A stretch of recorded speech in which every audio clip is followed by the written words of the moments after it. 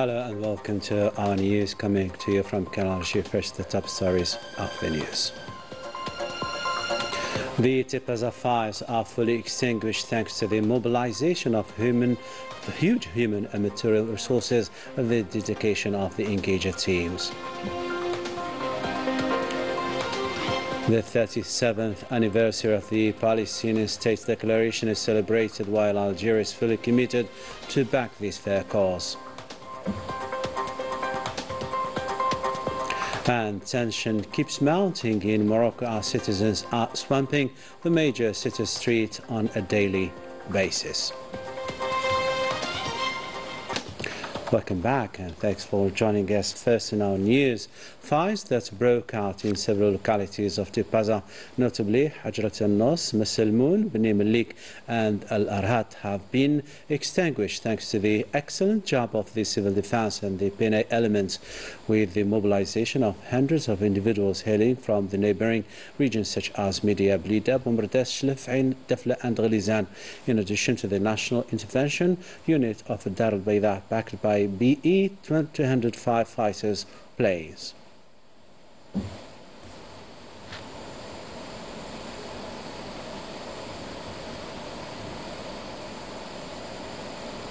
Excellent job indeed. As Tipaza slowly recovers, authorities confirm that the wildfire is now fully contained after a flaming night that quickly spread due to strong winds. Luckily, coordination between the Civil Defense Unit of the PNA and Forest Directorates played a crucial role in preventing devastating losses. Melissa Kabas tells us more. The raging flames that devoured the forest of Tipaza, threatening nearby localities, were finally managed by local authorities and units of the PNA, alongside elements of civil defense.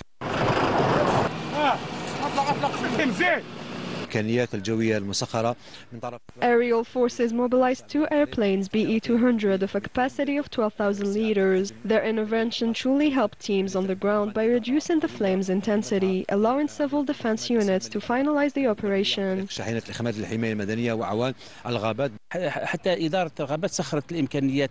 The Forest Directorate has mobilized large means to control the fires, including 9 mobile units, 8 intervention vehicles, and around 190 agents. These means were supported by civil defense. The incident left many citizens shaken, describing the scene as overwhelming and difficult to witness, while praising the swift intervention that ultimately prevented greater losses. The situation was very difficult. The wind made it worse, but despite that, teams were able to manage it.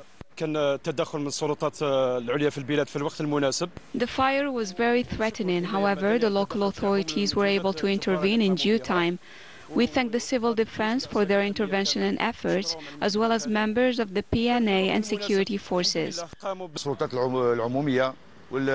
We thank the public authorities for their quick intervention. Backup came at the right time in Bombardes and Tizi Ouzou. We also thank neighboring communities and their inhabitants. Thanks to the local authorities, emergency plan and joint efforts deployed, the blaze was brought under control. Citizens expressed their relief and gratitude as the region gradually returns to normal, and the competent authorities have engaged their efforts to restore gas and electricity.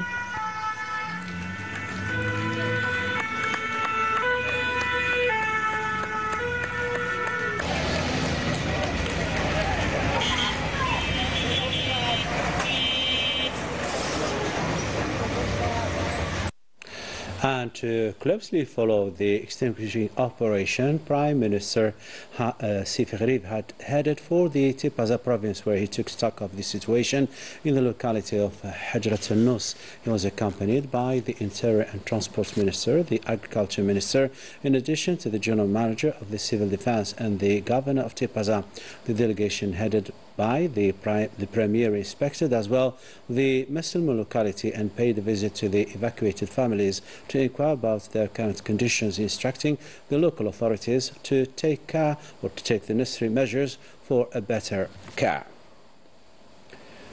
In another piece of news, the health ministry indicated in a release issued on Friday that no death has been reported, adding that all the necessary measures have been taken for a better take care. Hospitals have been mobilized to face all cases. The burn center of Ziralda is fully operational, and a follow-up unit has been set up to deal with the latest developments. To another story, the Air Algérie takes flight into a new era. The national carrier officially confirms a major strategic step in its fleet modernization plan. Bisma Far has more to say. Air Algérie has officially welcomed a new A330-900 Neo, marking a significant step in the national carrier's fleet renewal plan. The acquisition, bearing the name November 54, underscores the state's unwavering commitment to developing Algeria's air transport sector and affirming the country's presence on the regional and international aviation stage. This pivotal acquisition is a symbolic illustration of the ongoing modernization process in the national transport. The delivery of the new A330-900 Neo is part of a dedicated fleet acquisition program and reflects the ambition of the national company. The move clearly signals the will to affirm Algeria's presence in the civil aviation sector at both the regional and international levels. With a capacity of 308 seats, the aircraft is scheduled for its first commercial flight this Saturday to Montreal, Canada. This represents the state's commitment to making air transport a strategic leverage for economic development. The decision taken in June 2023 to acquire this new generation aircraft reflects a strategic vision founded on understanding the nation's connectivity, needs, and future growth perspectives.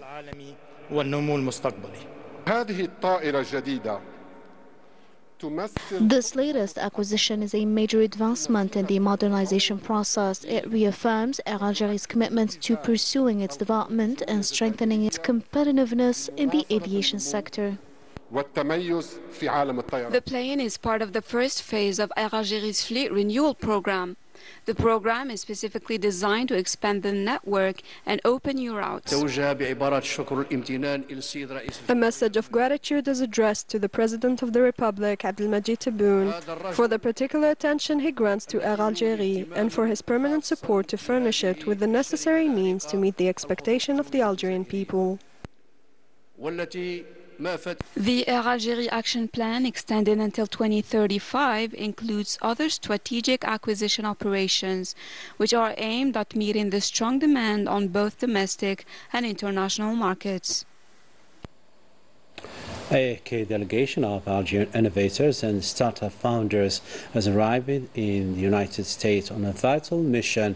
They seek global expertise and strategic partnership in the world's tech capital. Let's hear more from Bisma Far. A delegation of Algerian innovators, students, and startup founders has traveled to the United States on a mission to engage with the global innovation ecosystem in Silicon Valley. This initiative, aimed at bolstering Algeria's modern competitive economy, focuses on securing expertise, partnership transfer to propel the nation's flourishing tech scene. Today, we offered them a pitching workshop to help them learn how to present their projects to investors or during international competitions. We also led a workshop on how to deliver an effective, useful, and complete presentation in the shortest time possible to convince investors. I learned how to speak about investment and how to develop and grow a startup. This immersion allows Algerian innovators to discover the American entrepreneurial environment, particularly in digital technologies and artificial intelligence. This step fits into a broader vision, turning Algeria into a future regional hub for innovation. From what I've seen, these are well-educated young people, quick learners with strong potential. They simply need to keep pushing. This initiative is exceptional. I don't think any other program takes engineers or startup owners into the world's ecosystem. It's a valuable opportunity to meet talents and professionals in the US who helps us develop our projects. Through this experience, Algerian innovators gain both skills and a wider vision. They return home better equipped to contribute to the growth of the startup ecosystem in Algeria in service of the modern and competitive economy. Still in the U.S., the Consulate General of Algeria in San Francisco has inaugurated this lofty initiative. Is in one of the most bustling cities in the world, is meant to make our nationals closer to their homeland and to increase the investment prospects in Algeria. This event was held by the Algerian community living in San Francisco.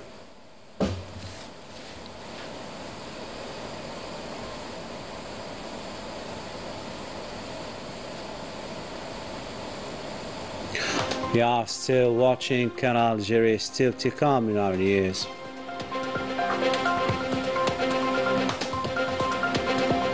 Algiers vibrate to the rhythm of the international semi-marathon, a real joy for the capital inhabitants, all eager of the sporting event.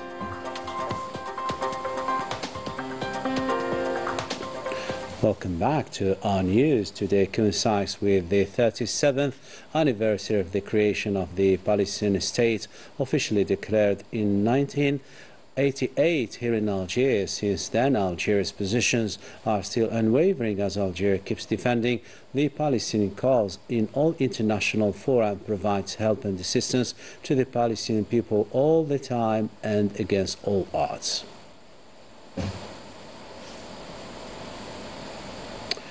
Morocco is reaching a breaking point as daily hardships intensify and state institutions battle. Anger is spilling into the streets, fueled by corruption, soaring debt, and a population that says it cannot endure anymore. Melissa Lila Balaman reports.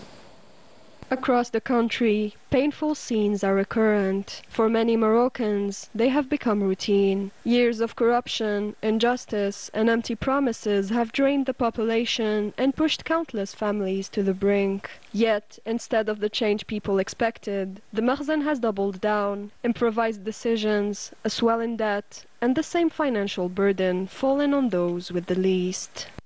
International reports are unequivocal. Every citizen now carries a share of this debt, a weight suffocating the country and one their children will inherit. As the crisis deepens, the unthinkable has become normal. Citizens are being asked to pay for the fuel of the ambulance sent to save them. We tell people to fill the tank themselves. All we can provide is the vehicle. Hospitals are overwhelmed, basic services are breaking down, and in response, authorities offer no real solutions, only more promises and explanations few believe. For many, one word captures the mood: enough. Voices are demanding dignity, justice, and the simple right to live decently. Today, the country faces a full-blown crisis of trust. Institutions are faltering, the streets are speaking out, and between them sits a nation struggling to find its way out. Still with international news, for half a century, Sahrawis have rallied behind a single demand: the right to decide their own future. From historic marches to today's activism, their call for self-determination remains as forceful and as contested as ever. Melissa Lila Balamat once again. Self-determination, a right the Sahrawi people have never stopped claiming, sits at the center of these archive images from the 12th of May 1975. A massive crowd is seen chanting for the liberation of their land as a UN Decolonization Commission looks on.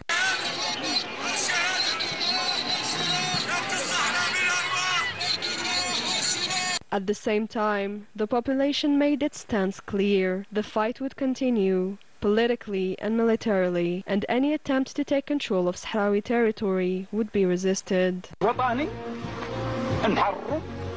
This is our country. We will free it, and if we have to, we will give our lives. Every last Sahrawi.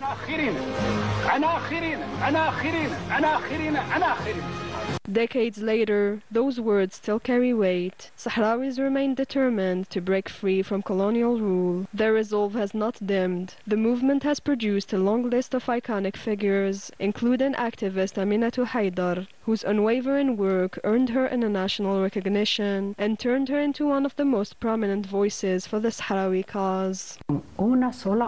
There is no solution except self-determination for our people. We reject any alternative. That mobilization endures today. It is rooted in society, embedded in collective memory, and keeps the debate alive over Western Sahara's future, a file the United Nations continues to follow closely. That's all with international news. Sports now. The Kenyan male and female athletes dominated the Algiers International Semi-Marathon held on Friday in Algiers. In the men's competition, Simon Mayawa ranked first, clocking the distance in 1 hour, 1 minute and 44th, while his compatriot, Longari Glitz Turopi, won the first place in the women's contest. The event was a real joy for the Algiers inhabitants since it crossed the main streets of the capital. The race was good. In fact, it was a lot of wind all the way to the finishing line. Okay, I would like to say thank you so much for the race organizer for inviting me for this race for the first time. And I think this race was the first edition. So I am so happy for them. Also, I am happy for the commentators all the way from the starting to the finish line. They were good people. They are cheering all the way.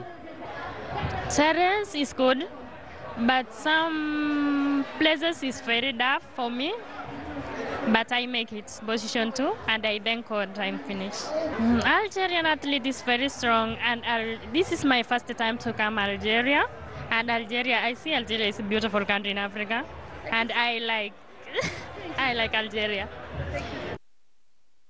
We all like Algeria. With this, we come to the end of our news bulletin. Tomorrow, another day. Other news, keep tuning to our channel program. Take care. Bye-bye for now.